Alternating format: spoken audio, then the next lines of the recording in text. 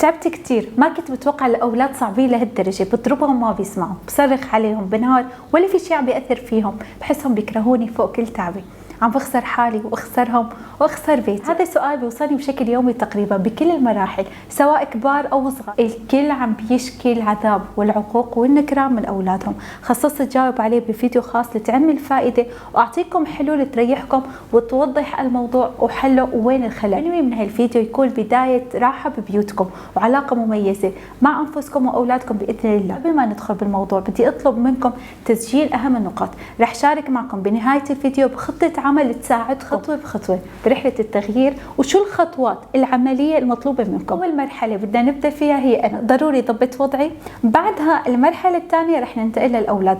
غالبا الاهل اللي بيعانوا من اولادهم في حلقه مفقوده بينهم وبين اولادهم، وهي الطريقه الصحيحه المفروض يمشوا فيها وتساعدهم على التعامل معهم بهدوء ورواء. هل في مره فكرت تبحث عن طرق تساعدك في التربيه، او في شيء مره شعرت انه في شيء غلط بطريقتك وانها غالبا عم تعطي نتائج عكسيه معهم، وكل ما عم تضرب عم بتزيد الامور سوء عندك اكثر؟ صدقوني اغلب مشاكلنا مع اولادنا لو فكرت فيها شوي لعرفت انه رده فعلك من تصرفه ناتجه عن الضغط يلي فيك، مو هو السبب فيها، وانه الموقف يلي سواه مو قاصد فيه يزعجك بقدر ما مستمتع وبدون ما يكون عنده وعي بالشيء اللي يعمله، او يعوض نقص واحتياج عنده.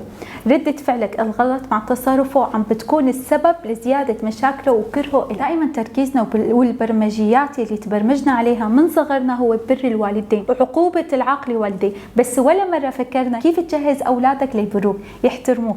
اغلب الاهالي عندهم الحل الوحيد اللي حافظينه لكل مشاكلهم مع اولادهم هو الضرب، التسلط، يصرخوا عليه، يعنفوه، يسكتوه ويدعوا عليه، سرق بيضربوه، كذب بيضربوه، نزلت درجاته ضرب، تبول لا ارادي ضرب. ولا بعمره فكر للحظات طيب ممكن يكون في سبب وراء هالتصرف؟ ليش هيك عم يتعبني؟ ليش كل ما عم بضربه عم بيزيد مشاكله؟ بهذا الفيديو بدي ناقش موضوع التربيه والفشل فيها من زوايا ثانيه ما كثير بننتبه لها، بدي ناقشه بعمق، زوايا اعمق من الظاهر. غالبا اساس المشكله وجذرها هو انا.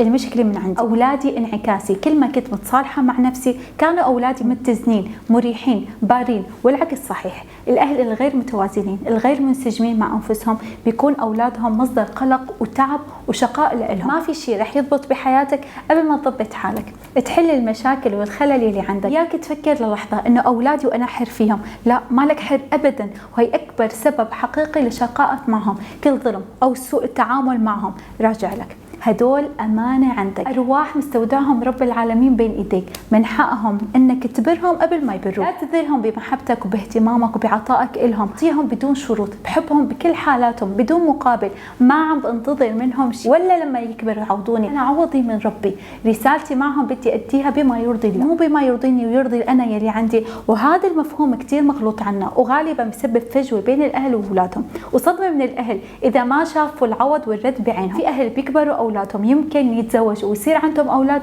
ويمكن أحفظ وهن يمننوهم عملت لكم، قدمت، ساويت، يا ضيعان تعبي فيكم، ودائما معيشينهم بتأنيب الضمير والابتزاز العاطفي. لا أبدا مو هذا دورنا ولا هي رسالتك ولا هي الأمومة. لعبوا سبعا وعلموا سبعة وبعدها رافقوا. هي ملخص التربية.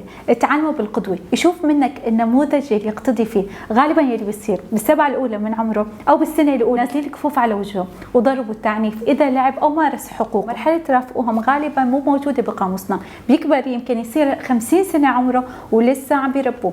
أسوأ الكلام بيسمعوه، سلاحهم الدعوات والكلام الجارح معه على كل كبيرة وصغيرة. من وين بدهم يحبوكم؟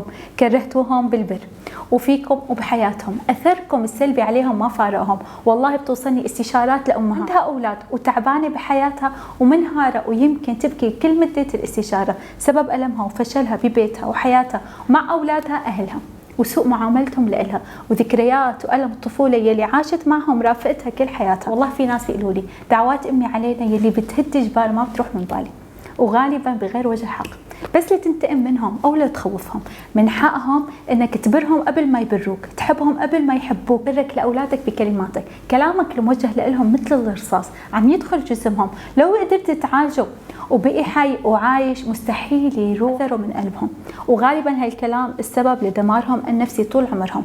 ندبات وجروح سببها الأهل نفسهم. ما رح يكونوا بارين ويسمعوك بهذا الأسلوب بكمية الدعوات اللي عم تدعيها عليهم. والله كله راجع لك. الله لا يوفقك طول النهار وإن شاء الله بيصير معك وبيصير معك. شلون بدهم يريحوكم؟ كيف رح ترتاح معهم؟ شلون بدهم يتوفقوا ويكونوا باردين؟ إذا كان هذا انفاقك عليهم شو متوقع يكون حصادك؟ قانون بهالدنيا بدك تمشي عليه لتعيش صح. بالعلوم الحديثة بيسموها كارما، ويلي أنا بحب سميها باسمها الموجود بثقافتنا وبديننا بكل الديانات والكتب السماوية: كما تدين تدان، جزاء سيئة سيئة بمثلها، فمن يعمل مثقال ذرة خيرا يرى حيشوفه بعينه، ومن يعمل مثقال ذرة شرا يرى. الخير والشر والسوء راجع حتى مع الأولاد. بس هدول أولادك أمانة عندك، مو مسمح لك تظلمهم باسم البر. سئلهم بكلمة، نظرة، بسوء ظن، مشغولة، مو فاضية، مضغوط بشغلك، تيجي تتفشش بأولادك، تتسلط عليهم. والله رب العالمين لا ياخذ حقهم وما ترتاح معهم ولا يهنك فيهم ويكونوا مصدر ألم بحياة. الأصل بالأولاد المال والبنون زينة الحياة الدنيا، بيكونوا زينة لما تكون أنت زينة لهم، القدوة يلي يمشوا عليها، النموذج الجميل بحياتهم. للأسف صاروا الأولاد يفتقدوا هالقدوة، بالعكس من شدة كرههم لأهاليهم بيصير بدهم يخالفوهم بكل شيء. والله بعرف آباء عيشوا أولادهم 10 نجوم بصغرهم، ما قصروا معهم بشيء، اطلب تعطى. لما كبروا شافوا منهم كل أنواع العقوق، حكي معهم ما بيحكوا، بس لأسلوبهم السيء معهم بصغرهم.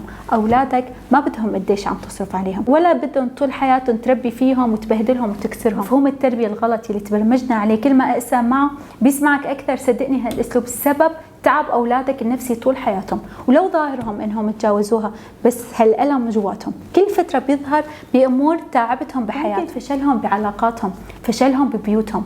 أولادنا بدهم مين يفهمهم، يحبهم بدون شروط، يقدر ظروفهم، يرحمهم، يتعامل معهم بما يرضي الله، يعرف كل مرحلة وطبيعتها، نتجاوز، نمشي، نستوعبهم، الحل بنفسه. كل شيء عم بيصير بحياتنا بسببنا، وبالتالي تغيير من نفسي. الأم السعيدة أو الأب السعيد بيكونوا أولادهم سعيدين، بارين، مريحين.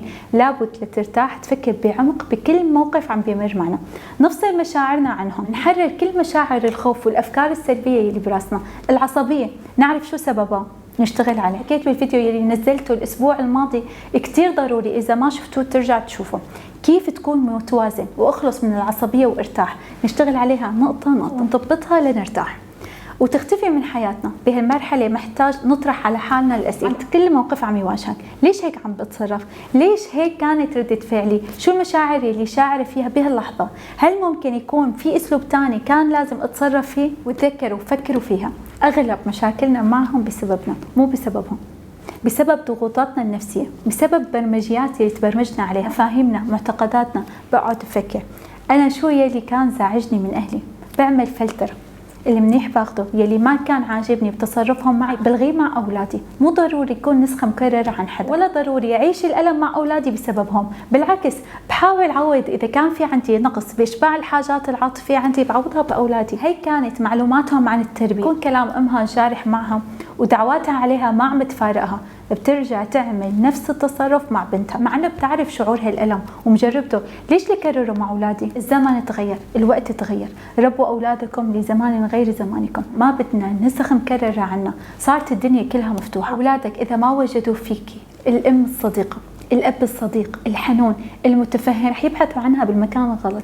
اليوم أولادنا مليون شخص عم بيربيهم، يشوفوا البنت اللي عم تهرب ويلي عم تعمل وتسيء لنفسها ولأهلها، الولد اللي عم يعمل وعم يساوي، والانفتاح والضياع. حل تصاحبهم لتكسبهم. واكتبوا عندكم خطوات اللي خبرتكم عنها ببداية الفيديو، الخطوات العملية لإعادة بناء علاقتي معهم. افتح صفحة جديدة معهم، اعتذر لهم، سامحوني غلطت، ما كنت أعرف، كنت فكر إني صح، مريت بظروف. شوفوا تغيير حقيقي بتصرفاتك، بأسلوبك، بكلامك معهم.